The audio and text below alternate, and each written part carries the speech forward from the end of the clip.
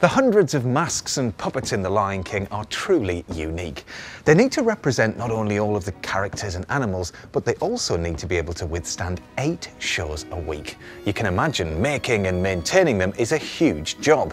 Well, we're on our way to the puppet department to find out what it takes. I took The Lion King images, the looks of the characters in the movie, and I fed them through my own aesthetic and my own ability or my own style, and came out with another one. With each animal, I had to find the exact technique that would be best serving that character. We've probably got in excess of 300 puppets, ranging from the enormously expensive, complicated Scar puppets, all the way down to a tiny little single hand-operated shadow puppet. The challenge is that the dancers and actors have to be game and enthusiastic to embrace that they're going to have these other appendages and that they're going to have limitations and they'll be very challenged. And when we audition, we always look when people are auditioning with these puppets to see if they have joy or if they're going to be overwhelmed.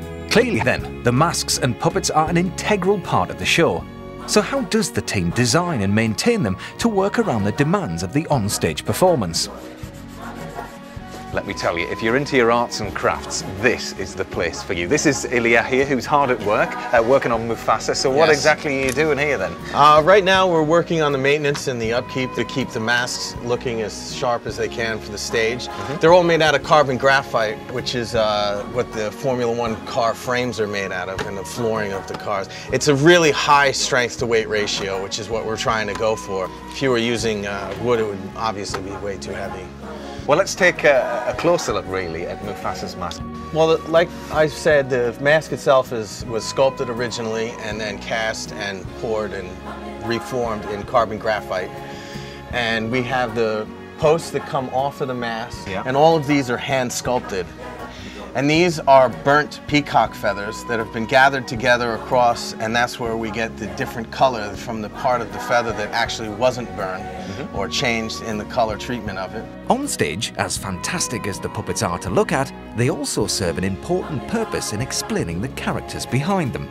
Well, even Mufasa's mask, it looks like a beautiful sunrise. The strength and of this beautiful oak on his head is carried through in his entire body and his persona. And that is the complete opposite of Scar. Scar's mask is all cut with different lines. Everything is askew, everything is angular. It's such a great opposite to who Mufasa is.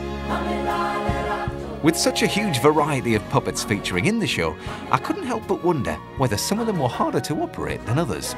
And of course, this is the beautiful, wonderful Zazu. What a puppet. Definitely. He's by far the most technical to build and to operate. He's quite challenging.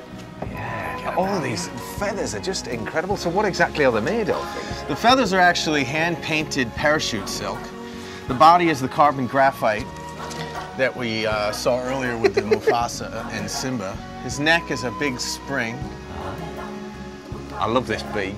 It's just brilliant, and these enormous ball eyes that blink.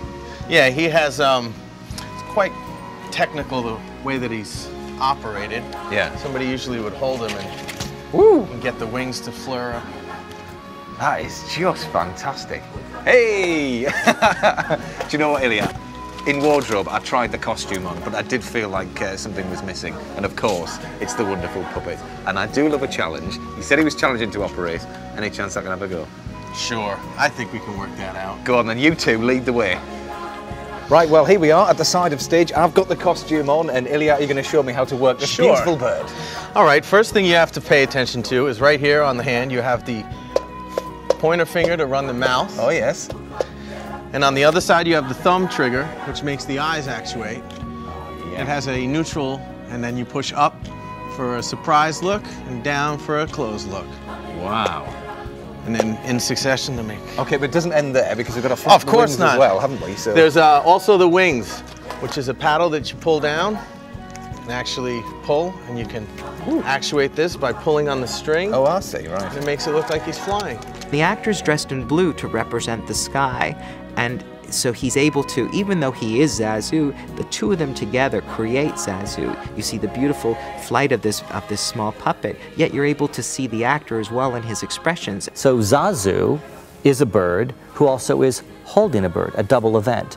You see the actor playing it, and that costume represents, I think, the biggest idea in The Lion King. That you could wear a human costume, a little bowler hat, what have you, and look like a human, look like an animal, represent some element of Africa, and still also represent the fusion, if you will, between Africa and the Englishness of that character. There we are. Well, it is incredible to think that the actor who works him obviously doesn't have to just think about his performance, but also work this puppet at the same time. Yeah, very technical. Unbelievable stuff. And of course, we haven't got long till you're on, actually, have we, Zazu? So we better get you back to your rightful owner. You know, they're just pieces of art by themselves. And the technique of fabricating them and creating them and making them move, all of that is just an extraordinary feat of sort of theatrical magic.